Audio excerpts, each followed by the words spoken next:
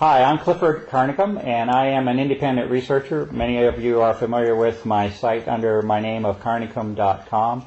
I'm an independent researcher on what I call the aerosol issue, aerosol crimes, popularly known or referred to as chemtrails.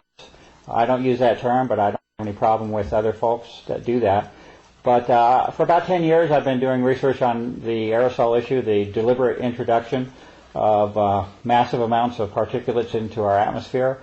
Our purpose here today is not to debate or discuss the reality of that subject. It is to go into a much deeper subject, and that is the biological consequences of these aerosol operations, with a particular interest in a condition that has emerged that has been called Morgellons. We will find that as I use this term, really any time in the future, and as well as now, I will put that term in quotes, and I think that'll become clear as we talk today. I'm here with Gwen Scott, Dr. Gwen Scott, a naturopathic doctor, a longtime friend, associate, and collaborator on research that we have done over 10 years now, with a great deal of recent activity over the last 3 months, specifically on, again, the Morgellons issue. What I'm going to do today is take about 10 minutes and simply make the audience aware of a series of papers that I have written. I will not go into in depth. I will not have time to go in depth, but I simply want to make the audience aware that these papers exist. The main subject of each paper that has evolved over the last 3 months. Then Gwen will have some time for some of her thoughts, personal issues and testimony related to this issue, and then we'll have a couple of minutes at the end to close. So my work will basically be a chronology, and my work on this issue started in August of 2006. And there was an individual that presented physical samples to me of a skin condition, along with the reports that wherever she went with these samples, that she either received no information back from the doctors, or that she was ridiculed, or that she was called delusional. This is how this individual was treated. This apparently went on for several years. She sent me a sample because I could not really believe that somebody would not respond to a physical sample that she was providing. Apparently not the case. So I received the sample, and I looked at this, and I posted the first article on the subject, and that article was called First Observations, and that was in August of 2006. That work was posted, rather phenomenal in terms of what it showed. It showed the presence of very unusual structures at the submicron level under the microscope, things that had no tie or continuity with normal biological processes, submicron fiber networks. And at the same time, the term Morgellons was emerging in more popular circulation about certain people that supposedly had a skin disease, and this is how it was framed, as a small subset of the population that had this skin condition, who, by the way, were generally being called delusional or crazy along the way. That work was posted along with an appeal for positive identification of the unusual structures that were being seen under the microscope at high power. That call went completely unheeded for a full year or more. Nothing happened in terms of any response to identification of these unusual biological structures. At that time, this would have been in November of last year, a second individual provided me with samples in a much more direct form. I had access to the individual, and numerous physical samples were provided. Those were also looked at in great detail under the microscope, and at that point it was different because I had a match. I had only had the one sample from one individual for a whole year. At that point, when the second individual came in, I had numerous samples to look at, and there was an exact match to the T, an exact match with that first sample of a year ago. And in the end, there are about 4 basic forms that are showing up on my side under the microscope. They are as follows. One would be what I call an encasing filament, or a bounding filament, a filament that is usually barely visible to the human eye, but within it a second structure exists, and that's a submicron network. So you have a bounding filament. A human hair is roughly on the order of 60 to 100 microns thick. This encasing filament is on the order of 12 to 20 microns. So you can see it with the visible light. It has a similarity in appearance to a hair, but certainly you will find that it is not a hair when you look at it under proper magnification under the scope. So the second form is within the bounding filament, and this is a sub-micron network of fibers or filaments. The third form is that it's a coccus form, it appears. It appears to have strong similarities to what would be called a coccus bacterial form, a spherical form. These structures are measuring at the sub-micron level also. Approximately 1/2 to 7/10 of a micron is the best size that I can come up with. And the fourth structure is what I'm right now calling a hybrid form, and this is something which is somewhat in between. It's somewhat of a transition between the filament and that coccus form that I'm speaking of, although it's aligned more closely to the filament form. It's just not as long and not as irregular in its appearance. These are four basic forms which are appearing over and over and over. There is a chronology of papers on my site starting at that period of November of last year up until literally a couple of weeks ago, which continues to examine different biological samples from numerous individuals. And the work is at the point now where you have samples coming across literally all of the major systems of the human body. Examples would be samples from the hair, the scalp, dental samples, which Gwen will talk quite a bit about later. You have the same filament, and actually all four forms exist. Three of them commonly occur in the outward manifestation of the body. That hybrid form is occurring primarily in the blood samples, it appears. But you have a series of articles which continue to document the same forms over and over and over, crossing the hair, the dental and gum system of the body, saliva, the urinary tract, the ear, the blood, crossing all major functions of the human body.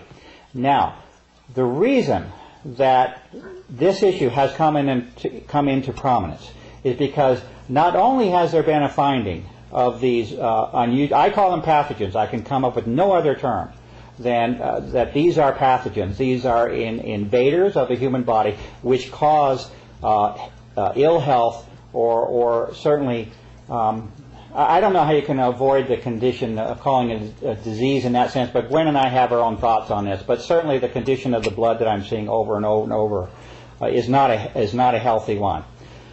You have two things that are important here, I think, to identify. One would be that those individuals that were, let's say, segregated or classified as being an unusual segment of the population that had this condition called Morgellons, again in quotes, is plain false from what I can see.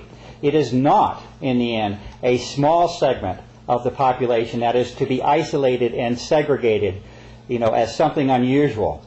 In fact, the information and evidence is indicating that these same pathogenic forms, although they were originally found, it is true that those individuals that were classified as having Morgellons, again in quotes, those individuals called these forms to attention. This is where it first was examined, because you had something physical manifesting outside of the body, skin for example. So it is true that these individuals called attention to the problem. However, when you start looking at those same conditions that were arrived at within that individual, it is seen that these same physical conditions are applying themselves, it appears, to the entire, or let's say to the general population. It's hard to avoid that conclusion right now. We have 18 individuals across 3 to 4 state lines that have contributed physical samples thus far, and the same identical pathogenic forms, again I can come up with no other proper term than that they are a pathogen, are occurring in these individuals. And the only distinction that I can make with the so-called Morgellons individual is that you simply have an outward or visible manifestation or visible form with that individual. But if you get into the blood and you get inside the body in these major systems, the same forms are occurring with all. Okay? So that's certainly one of the main points that I wanted to make. in terms of the distribution of this condition. The classification of Morgellons as something specific to a few individuals appears to be entirely false, and the only conclusion I can come to at this point is that it certainly appears that the general state of health of the general population has been affected or degraded by the presence of these pathogens. The next important point that needs to be made is the connection with the aerosol issue. From one perspective, a person could simply examine the so-called Morgellons condition, and you have a field day in itself in terms of trying to explain what it is that you're seeing. That's a valid subject in itself, which deserves a whole lot more attention than it's received thus far. But unfortunately, there has been the linking by direct physical evidence of the so-called Morgellons condition with airborne samples that now have a history extending back 10 years. In particular, a set of samples that was sent to the United States Environmental Protection Agency at the beginning of my work, close to being 1999 or 2000, and the subsequent refusal of the United States Environmental Protection Agency to identify that material. If you now look at the microscopic level, very high magnification, you will find a direct parallel in form, structure, and size between that very sample that the EPA refused to identify. Basically, 3 out of those four forms that I spoke of, you will see within that single sample that the EPA refused to identify. And so obviously the problem here is that it appears as though there is a direct link between environmental contaminants and environmental samples and the subsequent biological manifestations that are occurring, not only within a certain class of individuals that have been given a name, but unfortunately it looks like they extend themselves through the general population. I'm going to pass right now this subject over to Dr. Scott to give her time for her thoughts, and then at the end we'll come back for a couple minutes. And also I wanted to mention that I hope that in the future we can have a couple more sessions like this, but I wanted to open the door and at least get some general information out there, because there's actually indications that even the alternative press in some ways is not being, let's say, quite as open in the disclosure of some of the information as I think might be helpful to us. So, Gwen, I wanted to thank you very much for being here today. This time we're both under the camera. Last time we did some work with just you under the camera. Sure. But I wanted to thank you for being here and give you a few minutes to give some of your thoughts on this issue, and thank you very much. Well, I have to thank you, and I think every human on this planet, Clifford, has to thank you. You spent nothing but the last 10 years of your life with nothing coming to you doing this work. So on behalf of humanity, thank you. And thank also you. Your beautiful wife, who's been patient unbelievably throughout this process. Right. Thank you. Dovetailing what Clifford was saying, this is not a disease, folks, and that's a terrible misleading that's going on in Morgellons disease. I've been working with this, well, it's a network of things for a couple of 3 years now. At first I had no clue what I was working with, using my own body basically as a laboratory. And I began to see that there are a lot of components. Morgellons was just a name put on this because people were demonstrating something through their skin, as Clifford mentioned, which later under the microscope we begin to see very unusual forms. But it is a very compound, complex network of pathogens, organic, inorganic, and all kinds of things. Fibers, we have heavy metals, we have bacterias, funguses, viruses, all kinds of things that seem to be working somehow synergistically, none of them good to the human body and human health. I was able to touch base with one of the people who actually was involved in the design of some of this, and I think at the time he thought he was doing his country some good, and in retrospect now realizes perhaps not, and so he's trying very hard to help anybody who's conscious of what's going on. And he did tell me that most of these pathogens have been genetically altered. so that some your immune system doesn't even know that they're there. They're cloaked. They're different. They can overcome. And I won't go into specifics, but just to say these are not your average bacteria, virus, fungus, and of course heavy metals are not average in the human body anyway. And these fibers, these unusual fibers, are wires that we're seeing.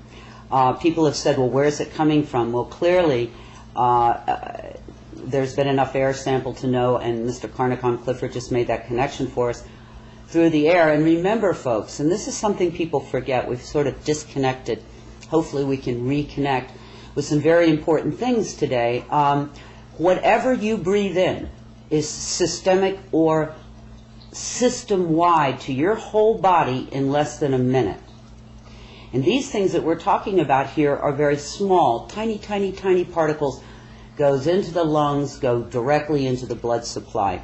No oversight, nobody knows, this is a slow process of discovery, can be changed on any given day without our permission or knowledge. So it's pretty disturbing when you think about it. But we do know that some of these, at least, are coming into us with deliberation through the air supply. I have been told by this same gentleman that it is also being delivered to us through our food supply, particularly commercial pre-processed, pre-produced foods. Something to think about in terms of your diet. And also, I have a personal belief, I have no proof, that perhaps through inoculation, willing inoculation for many years, I say willing, we were sort of told we had to get all those inoculations. But anyway, so there you go. One of the things I think that is most disturbing about these times, that even the people who are conscious or aware, if they're not demonstrating fibers coming out of their bodies, they go, well, I'm sorry for those people, but it's not me. What I am discovering along with Clifford over time here is that every single human that goes through a series of sampling and testing seems to have this condition. I don't even want to call it Morgellons. It's a compound complex assault on the body. One of the couple of things, and by law, as a naturopathic doctor, I cannot diagnose or prescribe to you. But what I can do is educate you and share some of my own personal experiences. And one of those was I had a what I thought bad toothache one day. It was so bad I kind of went under the covers and said, help, to the higher kingdom. And it came to me that rinsing my mouth with red wine would help. And I did, and the results of that were astounding, terrifying, and stupefying. All of these fibers came flying out, and you can see that work on Mr. Carnicom, carnicom.com website. You can see the photographs. That was probably 2 months ago, and to this day, twice a day, I do that therapy, and it continues to produce, perhaps not as much, but thousands and thousands and thousands. From the chin, the teeth, the gums, and that's something clearly. If you're interested, what I do is I put a little peroxide around the teeth and gums, and I use a little bit of dental floss to kind of get it in there, and then I vigorously swish one side of the mouth 5 or 6 or 7 times, and then move to the other. First swishing usually doesn't produce very much, but by the second or third swishing, this is not a recommendation or a cure or anything like that. But a simple in-home thing that you can do, test to see if perhaps you too might have some of this going on. Another something that you can do is take your own body temperature. One thing that has been noticed is that without exception, every human I have met, when they take a consistent body temperature testing every day, falls way below the normal 98.6 that we're supposed to be. There are people who are down in the 94, 95 range consistently. But most everyone, if not everyone, whose temperature we take ends up being very, very low. And that's something else you can do, and indicating that perhaps things are a little crooked. The reason I think this is important is, if not for yourself, okay, say you don't care about yourself, but I know you love somebody, you have children, you have a mom or a dad, a brother or a sister, you can just sort of look away or do the ostrich thing, but believe me, whether you and yours are dealing with the chemtrails, the aerosol spraying or not, it's dealing with you. And if we don't begin to accept that, as difficult as it is, and for most people of consciousness and good heart, it's inconceivable that anyone would want to harm their fellow man that way, by coming to the recognition that perhaps there are some folks who do, and for what reason I have no clue, then you have to somehow enjoin. You have to somehow decide that it is touching your life and in a big way. Ways that I have noticed and been able to sort of track through myself and friends and family and clients is a sort of a premature aging, and that affects every body part.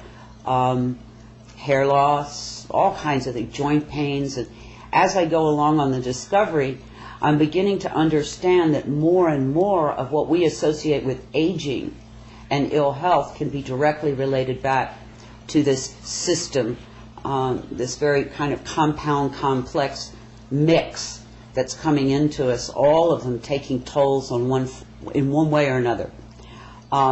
If you are working, and I do suggest that you do, work with an enlightened practitioner, it's very important that they understand that we have a new paradigm, health paradigm that we're working with now, and they need to become educated about all of the things coming into us. And if you go to Mr. Carnicom's website, I did post a paper there, a very extensive paper about my own personal journey through this, and in there's some suggestions. Please, not on your own, but work with an enlightened practitioner. You're welcome to take any of that information to him or her to help you and yours achieve optimum health. Just a few final comments. Everybody says to me, well, okay, what do I do? Well, I think the first thing you do is what you're doing right now, is becoming aware, educating yourself, becoming conscious, because knowledge is always the beginning. And then after that, follow your soul, follow your spirit, go and meditate, do whatever it is that you need to do, because everybody can contribute something positive to these times. So you'll have to find what your journey is and what your contribution could be. I would only say to you, to do nothing it would be sad, because every contribution means something. And I would also say it's hard not to get angry. It's hard not to come right back at it with anger and hatred, and they should, whatever, and all that stuff. But in my opinion, that it's that energy that got us where we are right now, and that even though this is so difficult to approach this way, to me it seems the only way, which is with love and compassion and kindness and all the light side energy, because in the end it's the most powerful, and I think can offset. The same person that came to me said so much of what's going on is vibrational, and if you look at Mr. Carnicom Clifford's website, you'll see a lot about frequencies. And we know that anger and hatred and judgment all carry a very dense negative frequency, whereas love, light, compassion carries a different frequency. So that in and of itself is good medicine. As I go along through this process with myself and my friends and my clients, I will continue to update whatever observations I have about the nature and potential mitigating natural remedies that you can consider. As I said, please work with a professional healthcare practitioner. And in closing here, really, I just want to say, anybody watching this, bless you. Bless you for being conscious, and bless you for caring. And I know Mr. Carnicom Clifford has a few closing thoughts. Yeah, I just want to thank you very much, Gwen, and I hope we get the chance to meet again soon on this. And I suspect it might be helpful to have just more of a dialogue maybe the next time. But it's helpful to get some of the really just introductory. We're just trying to raise the issue on this. And one comment that with respect to this test that Gwen described with the wine. Unfortunately, this is not an anomaly. This does not appear to be something that is extremely unusual. It's unusual what is being seen, but this is not something restricted to a single individual. What has happened thus far in the test that she has described, this is very real that we're speaking of, and this is why we're presenting this in a video. This is real, this is physical. And thus far there have been 18 people is our latest count, right?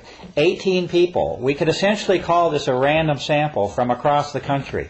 Numerous states now have conducted this very same test. And I'm not a doctor at all, and I don't claim to be a doctor in any way. And I'm not offering a cure. In fact, we don't know 1/10, 1/100th of what is going on. But we do know that there is a specific physical test that has been established. Gwen is the one that discovered this. And thus far, on essentially a random sample of 18 people across the country, every single one of them is producing the same physical forms, which I must declare, the best that I can, as being a pathogenic form. These are not meant to be in the human body, what is being seen here.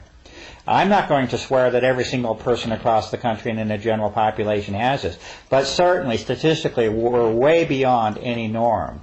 So I would like the audience to become involved to the point where they are aware that this is a physical manifestation which appears as though it may be affecting the general population, not something that we shove off to being a few folks like they treated lepers in the past.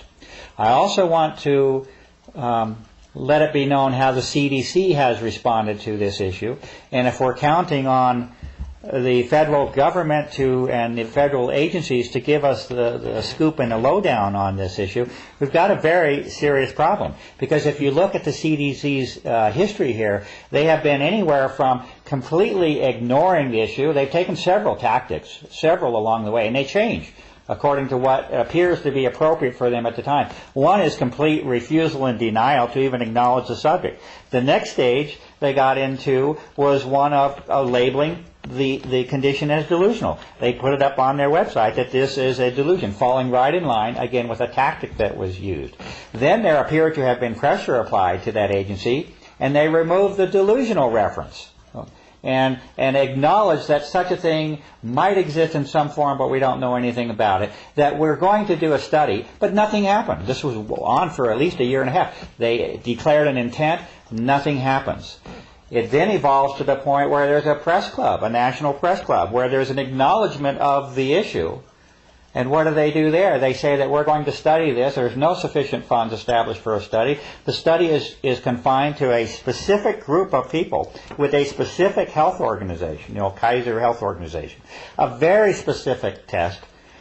And who's the main scientific let's say arbitrator of this? The Armed Forces Institute of Pathology. Okay, this is who is supposedly evaluating the reality of this condition will be the military. So, and now we're at the point where there supposedly will be some information released a year and a half on this specific group of people.